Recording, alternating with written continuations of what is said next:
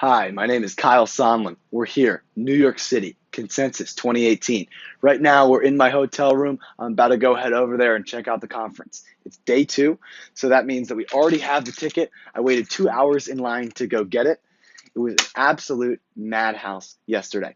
I'm here with A-Chain, which is a public blockchain based out of Beijing. They raised 3,000 Bitcoin in 61 seconds when they ICO'd in July.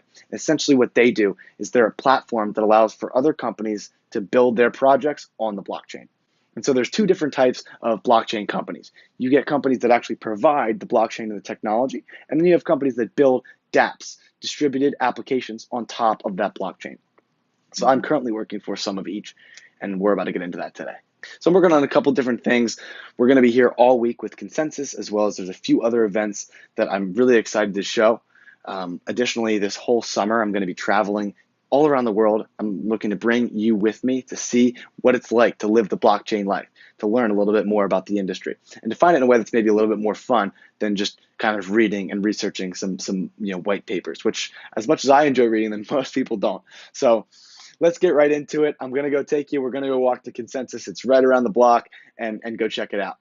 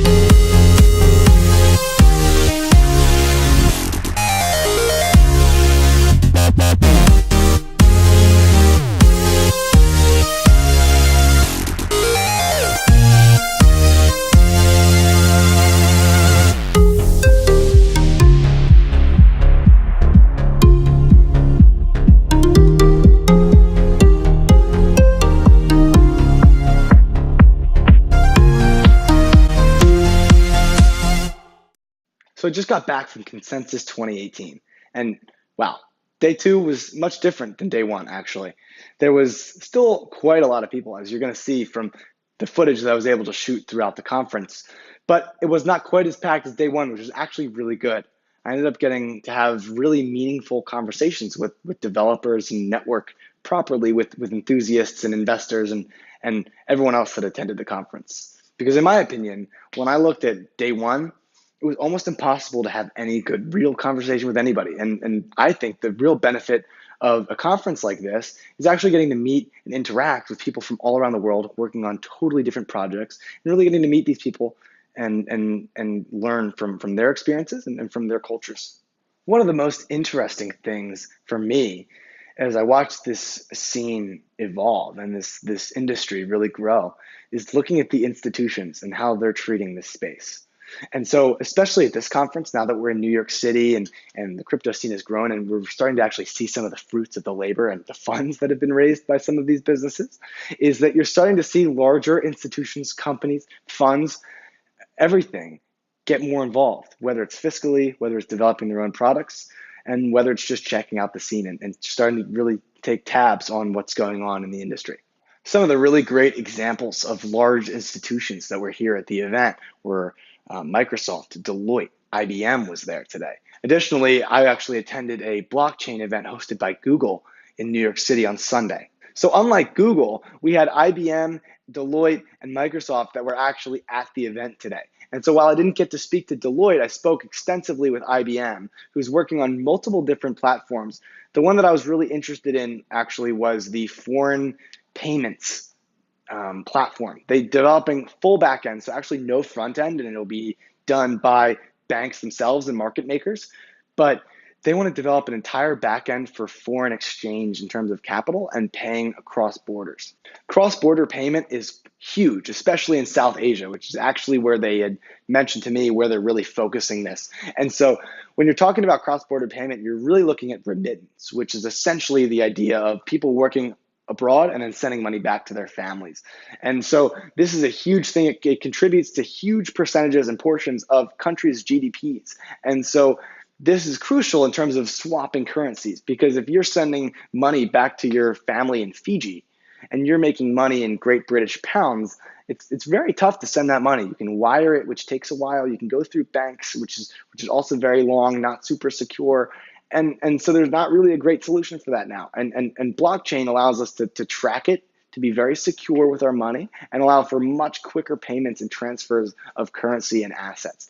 But just like we talked about, they're taking on much less risk than some of the other, crypto or blockchain businesses, in the sense that they have no token. They're actually built on Stellar, which is a great platform. They didn't develop their own in-house platform, which is something that's interesting and maybe we can discuss. And additionally, they do no interaction with either side of the client.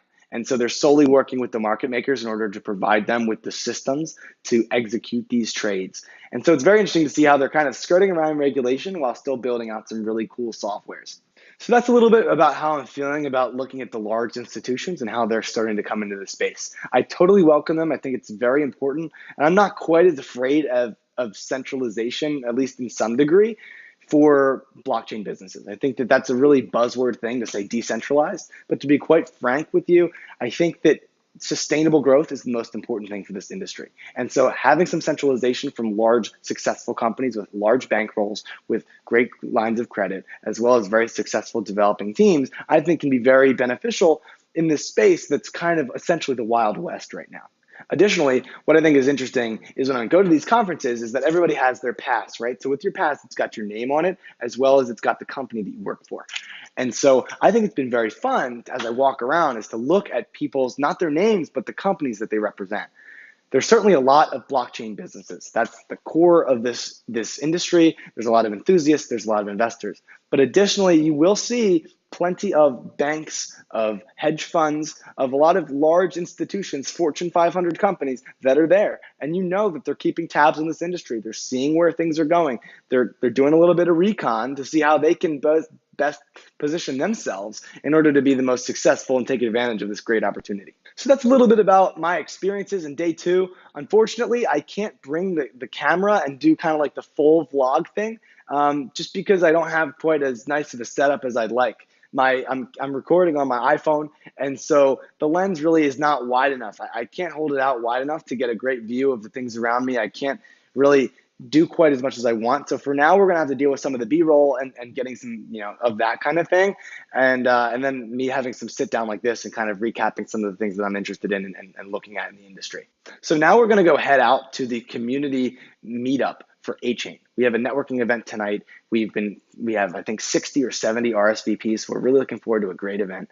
And I'm going to take you over there and we're going to go check it out. So they brought me on about 6 months ago to help with the business development and community engagement. So they really needed help in the West because they weren't exactly sure how they can target and market to these people, as well as they didn't have a full stack team here. And so they've brought on so many great employees here. There's a lot of great people that are in San Francisco. There's some that are in Canada and some that are here in the States. And we've really banded together to develop a great team to help really build this brand. I haven't quite gone into some of the benefits and what really sets it apart from other blockchains. But again, I'm trying to budget my time and make sure that these things aren't too long. So there's going to be plenty of opportunities to discuss A-Chain as we're going to be following kind of the things that I do. And so I work for a few companies, but when I'm here with A-Chain, let's talk about A-Chain. So we're going to go to that conference and get some footage on the meetup and how things are going. And then we'll wrap it up from there.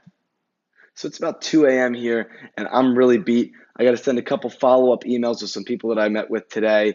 But unfortunately, I didn't get a ton of footage from the actual A-Chain meetup. It was a really great event, and I ended up just being really busy with networking and meeting people and answering questions. And the moral of the story is that it was a really great event. We had a huge turnout. A ton of people were there, and I'm really excited to be sharing this project.